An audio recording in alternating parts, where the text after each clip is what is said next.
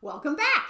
In this video, I'm going to talk to you about kids and allowance and why it's important as parents to teach them the correct way to do money, because if they don't do it the correct way, they run the risk of becoming crippled with debt and broke when they are retired.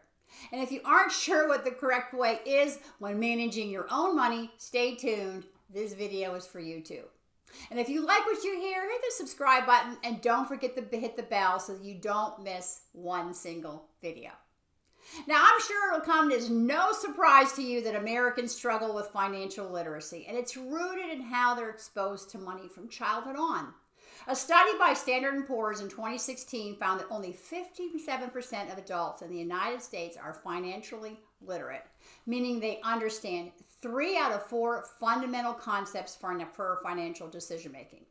And this is why I created my Financial Literacies Facebook group. In this group, I teach women how to know what to save, when to save, and why a budget is their friend. I'll add the link in the description below in case you'd like to join and hang with us. Now, for years, finances have not been taught in schools. 50-ish years ago, when I was in high school, I learned how to keep score in bowling. Anyone with me here? Because we did not have automatic scorekeepers, but not how to keep score with my money. Money is not intuitive, nor does it come naturally. In fact, it's become so dire that some states are requiring their students to learn more about personal finance at school. And this push comes after the coronavirus pandemic, when it wreaked havoc on the American economy and flipped the financial well-being of so many Americans. So before I begin, let me ask you, how did you learn about money? Did someone teach you? Was it by observation?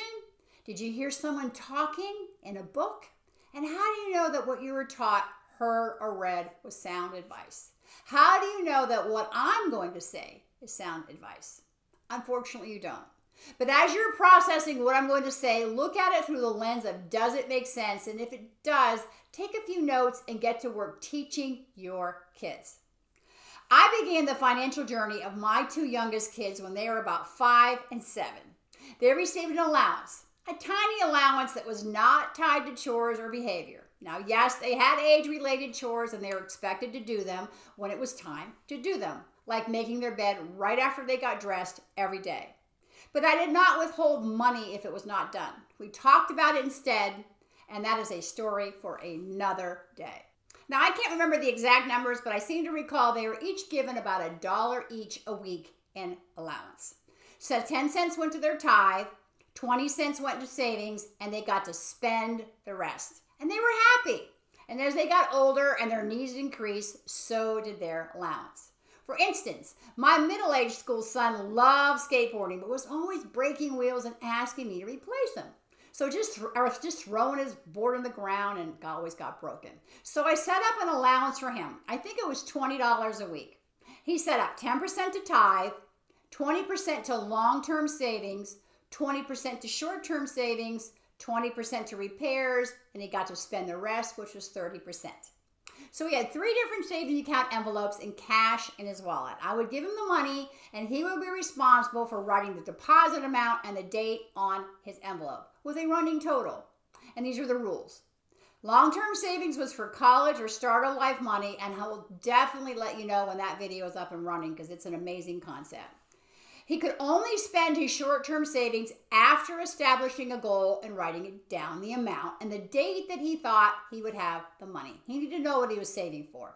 This eliminated all impulse spending, and usually his goals changed before he actually made the purchase. His repairs were for his skateboard. He had to buy his own wheels and board if they got broken, and the 30% was his to spend, no questions asked, as long as it was legal. And no other money would be given, not even for movies or anything, or gifts for parties. He learned quickly that throwing the board was not what he should be doing. He also learned that it might take him a few weeks to save up for new wheels, but most importantly, he learned that there is no such thing as instant gratification. He had to earn his money, then save it, then spend it, and always cash. As my daughter got older, she discovered a new love of clothes and keychains and hair ties and mascara and all of the things that a middle school girl just loves. I also got tired of her always asking me for money, and then I had to make a decision on whether or not I should say yes or no. Why should that be my decision? So we increased her allowance, and it was a hefty allowance because out of her allowance, she had to buy her own running shoes, which can be expensive, her exercise clothes, all of her clothes, makeup, purse, hat, shoes, movies, everything that a middle school girl and high school girl wants to have. All of it came out of her allowance. So she learned to shop sales. She learned to manage her money so that if her running shoes were getting old and she knew she had to save for a new pair, she made sure that she had the money to replace them. Or if her friends wanted to go to the movies, she knew that she had to look at her wallet. Her money was broken up the same as my son's. She also paid herself first and had long-term savings, which was for college or start of life. She had her ties, she had her short-term things that she had to think about and write down. And since she did not have any repairs, that category was called personal instead. And she had her cash that she could spend now, however way she wanted, no questions asked. Both of my children learned at an early age that money does not grow on trees or come from an ATM.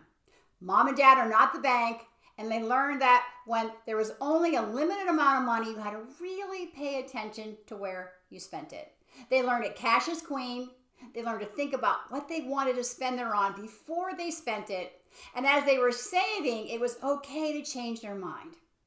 And they also saw my husband and I doing the exact same thing. We would take a look at our budget before we did anything. While they were in high school, I paid cash for everything because we were on a strict spending plan. If you have not seen the About Me video, please watch it. I'll link it in the description. And I knew that some of the decisions I made when they were in high school did not sit well with them, but I had to do what was best for everyone, not just my children.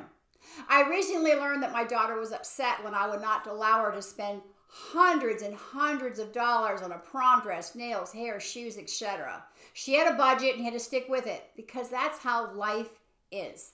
New adults get in trouble when they're used to having everything handed to them. When they're used to going out and getting pizza, getting the car filled up with gas by mom and dad, new purchases purchased for them, or the new iPhone every year.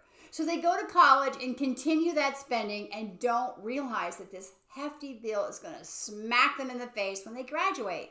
I can't tell you how many young adults I talked to that had no idea that their student debt was $160,000 or more, and it scares them to death. So I'd like to encourage you to set up a budget for your children, call it an allowance if you will, and let them make their own decisions. Let them spend too much, and please don't bail them out. They need to learn to live with the mistakes that they make while they're living under your roof, so that when they're out in the real world, they have a grasp on money. I write a lot of posts about kids and allowance, and I will link them in the description below. And if you have any questions, drop them in the comments below. I will definitely answer them. I am so happy to help. Financial freedom and budgets are my thing. Kids and budgets are my second best thing. And as always, cheering you on as you find your financial freedom. Enjoy.